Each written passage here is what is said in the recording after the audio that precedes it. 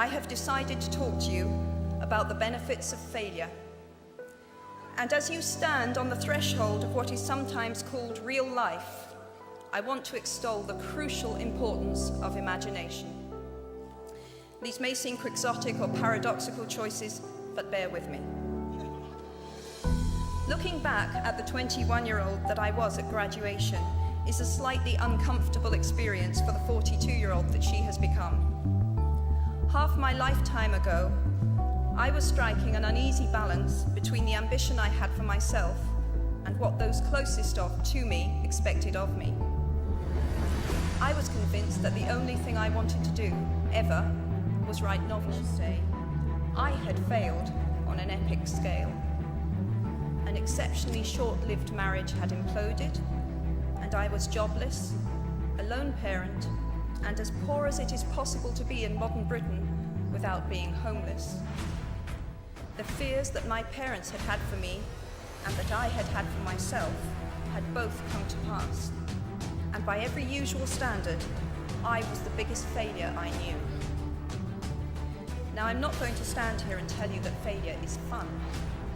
That period of my life was a dark one, and I had no idea that there was going to be what the press has since represented as a kind of fairy tale resolution. I had no idea then how far the tunnel extended, and for a long time, any light at the end of it was a hope rather than a reality. So why do I talk about the benefits of failure?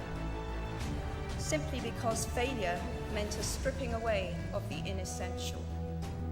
I stopped pretending to myself that I was anything other than what I was, and began to direct all my energy into finishing the only work that mattered to me.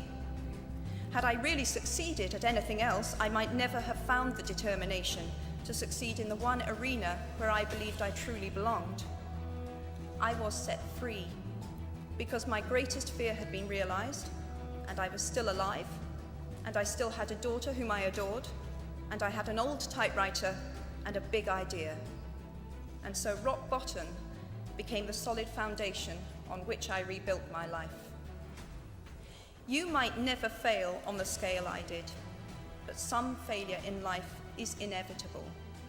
It is impossible to live without failing at something, unless you live so cautiously that you might as well not have lived at all, in which case you fail by default.